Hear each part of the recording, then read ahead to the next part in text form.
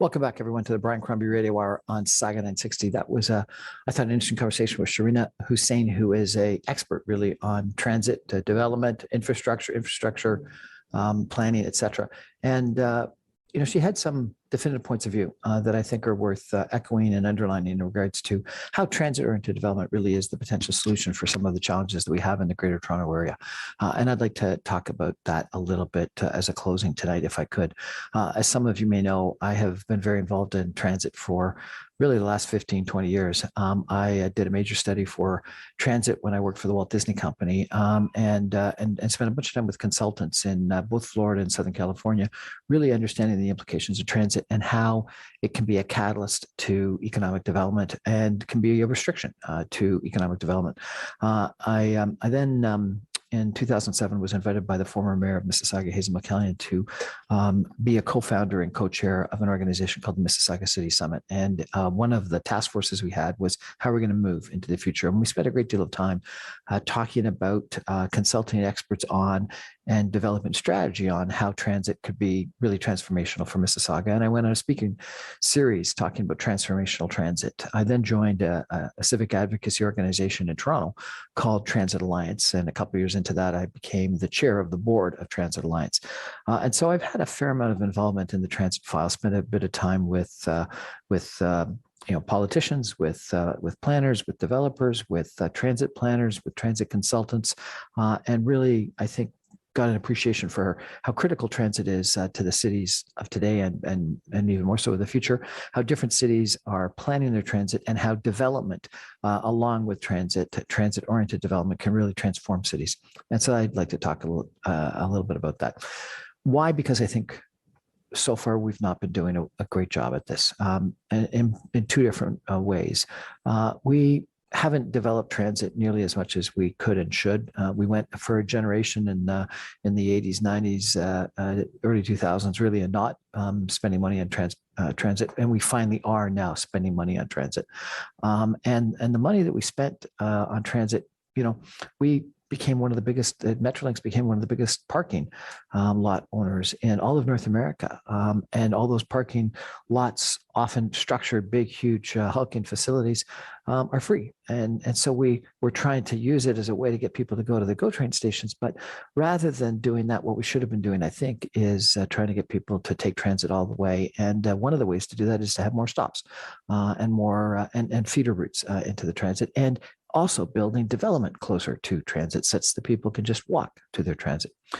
I think we are doing the right things in transit today with the Ontario line, with the electrification of GO, but with the electrification of GO, we can go to all-day two-way frequent GO train service, and people are now talking about headways of 7 minutes, which would be comparable to what a subway would have, but we're not there yet. And we've been talking about this seemingly for more than 15 years, when the Metrolinx started talking about the big move. The Milton Mississauga line still hasn't had a solution, and we've been negotiating with supposedly with the railway landowner CP for eons about a potential solution to that. Yet it has the best benefit to cost ratio of any line in the whole Greater Toronto Area. For obvious reasons, it goes on a perpendicular right through Toronto, Mississauga, to Milton, and could take so many people to downtown Toronto, to their jobs, and back to Mississauga. If only it was all-day two-way frequent GO train service, and it's not. It's only a couple trains down at rush hour in the morning, and a couple trains in the rush hour back in the evening. And if you miss that last train, as I have on several occasions, you're doomed. The Lakeshore line, we've gone from every hour to every half hour. That's good, but it should be every 10 minutes, every 7 minutes. It should be like a subway. And every other line is exactly like that. 97% of all the GO train traffic goes through Union Station. That's not right. It should be a network, not just coming into one spot. But I think the more important issue is transit-oriented development. So as we build this transit, making sure that we build development near it that is high density, that is affordable, that is live and walk and bike and cycle, a place, an environment that people would want to live in and live in without a car. If you add in the cost of housing and the cost of transportation together, it becomes very prohibitive for a lot of families. If you can take transit and you take out that need for a car. And a lot of the condos that are now being built downtown Toronto, you no longer need a car. If you want it, that's your choice, but you don't need a car to get to work. If you take away that expense, that can be 10, 15% of people's budgets. All of a sudden, housing without the transportation becomes affordable. And if it's higher density near transit areas, it becomes more affordable in its own right. I think that we have done a terrible job in building affordable housing in the Greater Toronto Area in the last couple of years. A report came out last week that said Toronto and Mississauga were in the top 5 of the least affordable cities in all of North America. And in fact, Mississauga, I was surprised, was number 2. That's bizarre. That's crazy. And what is it? It's cities that aren't approving developments as quickly as they need to, as high density as they need to. And it's, we're allowing the people that are always saying no, and people naturally want status quo, don't want change. But we've got 50,000 people a year moving into Toronto. We've got 1.5 million people moving to Toronto in the next 10, 15 years. We've got to do something about this. And when we talk about doing something about this, we're not talking about changing the whole community, the whole neighborhood, everything. We're talking about around transit nodes and then major arterials. And Joe Barrage, Urban Strategies, came to a major presentation that I was at one point in time and said, look at Toronto, at Yonge Street, huge development at the transit stations. But half a block away, single family homes. And in fact, in between the transit stations, you've got single family or at least 1 or 2 story commercial development. So it doesn't change the whole city, but it does change around the major transit nodes and on the major arterial roads. And that's what we should be doing.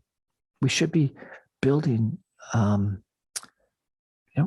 semi-urban environments in, if not urban environments, not just downtown Toronto, but at those major transit nodes, at Yonge and Eglinton, at Yonge and Shepherd, along the Bloor Danforth line, which we haven't. I was at a John Tory luncheon speech today, and he talked about the travesty of not increasing the zoning along the Bloor Danforth line when we built it.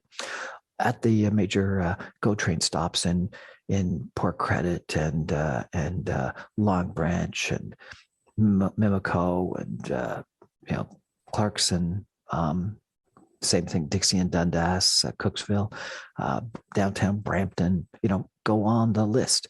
That's where we should have beautiful condominiums, nice neighborhoods, great retail shops, restaurants, bars, art galleries, nice shopping environments that you can afford with high density.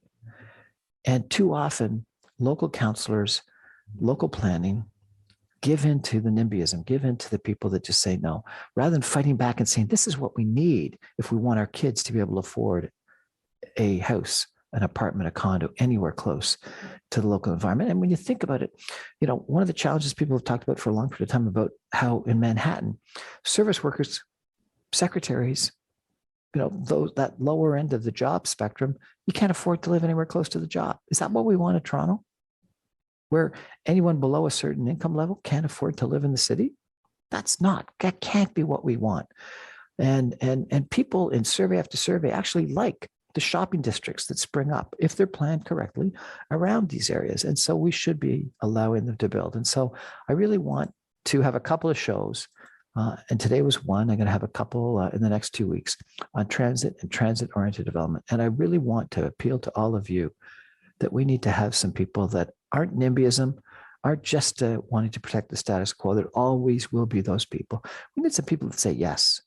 Yes to good, well-planned, transit-oriented development that's walkable, that's bikeable, that's livable, that is dense, because that's the way you can make it affordable, that has a good component of inclusionary zonings, of affordable housing, sometimes social housing, that is walkable, that's connected to the transit, and that builds these urban or semi-urban environments, even in suburban areas, not everywhere, but around those transit stations and on those major arterial roads. Anyway, those are my closing thoughts. Thanks for joining me. That's the Brian Crombie on the Brian Crombie Radio Hour on Saga 960. I'm on every Monday through Friday at 6 o'clock on 960 AM. You can catch my shows on video on briancrombie.com, on YouTube, on Facebook, on LinkedIn, on Instagram, and all of my podcasts are on Speakeasy, on Audible, etc. Thanks. Good night, everybody.